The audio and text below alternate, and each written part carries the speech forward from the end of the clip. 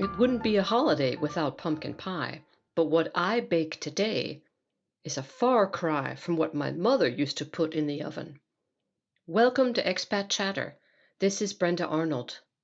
I have cherished memories of holiday meals from my childhood. Certain foods were always on the table for Thanksgiving and Christmas, and it just wasn't a festive spread without them. Pumpkin pie for dessert was a must. But that was many years ago and 8,000 kilometers across the Atlantic Ocean, and the pie I bake today is quite different from the one my mother made. Pumpkins originally come from America.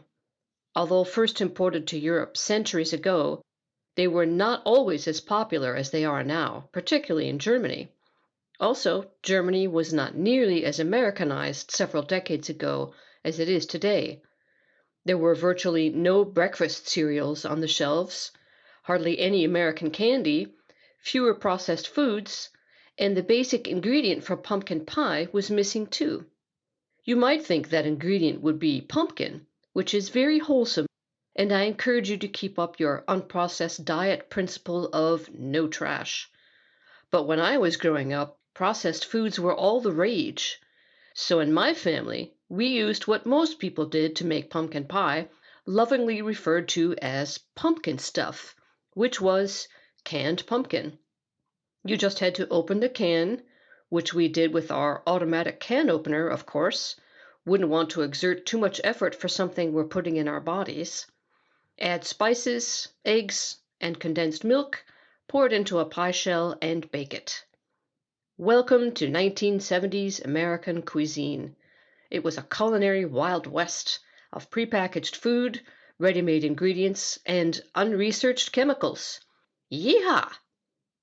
But not only did Germany have no pumpkin mix, they didn't even have pumpkins. This is hard to fathom today, looking at the roadside tables here piled high with the giant orange fruit, just like in the US. It's easy for me to wax nostalgic while standing at one of these tables, remembering the pumpkin patches at home, right up until a BMW or Mercedes roars up beside me, interrupting my reverie. This is Germany, after all. The large-scale cultivation of pumpkins became noticeable here at some point in the 1990s, but this was not to satisfy my craving for pumpkin pie, but rather to bolster a growing Halloween tradition. There was money to be made. I quickly learned how to bake a pumpkin for a pie and was embarrassed to discover how easy it was.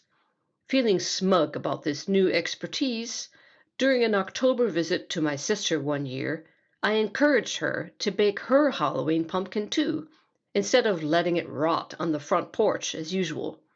She thought I was out of my mind and told me so, inviting me with a sneer to do it myself. I'll show her, I thought.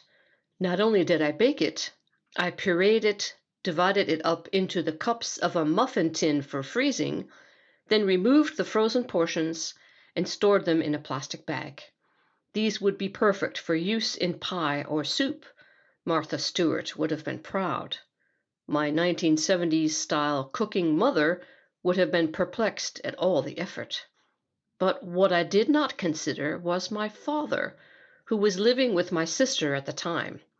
Alone during the day, he would fix meals by scrounging around in the kitchen to see if there were any leftovers. After all, it's a dad's job to eat those leftovers. God forbid they learn how to cook, mere decades after separating from their wives. And my father took that duty very seriously. Now, what you must understand is that this was a man who insisted on eating burnt toast, which was fine once you scraped off the ashes, even if what remained was only a third of the toast. He also made jumbo-sized bowls of popcorn that he would feed off of for a week, right down to the last stale kernel. In short, he was not the kind of person who questions food. When my sister came home from work one day, he mentioned his latest culinary foray in her kitchen. "Those muffins sure are funny tasting." Muffins? What muffins? The pumpkin muffins, the ones in the freezer. He had taken a frozen blob of pumpkin puree out of the bag, microwaved it, and wondered why the muffin melted. It was shaped like a muffin, therefore it must have been a muffin. It's a testament to how one can be fooled by outward appearances, and to my father's deep-seated certainty that anything in the freezer is edible, as is. He, too, was holding on to his 1970s mentality that all foods were ready to eat. The idea that something might require further preparation was foreign to him, especially if it required his involvement in that preparation. My sister took several minutes to stop laughing. That was years ago. Since then, I have refined my pumpkin pie art. Not only do I not use canned pumpkin, I have also graduated from making pumpkin pies with bright orange jack-o'-lantern pumpkins to using butternut squash, which is even better. Another food item I sorely missed after leaving the US was Campbell's pea soup, the famous brand immortalized by Andy Warhol. My family ate a lot of different kinds of Campbell's soup, 4 cans per meal for our family of 7, again, opened using the electric can opener, of course.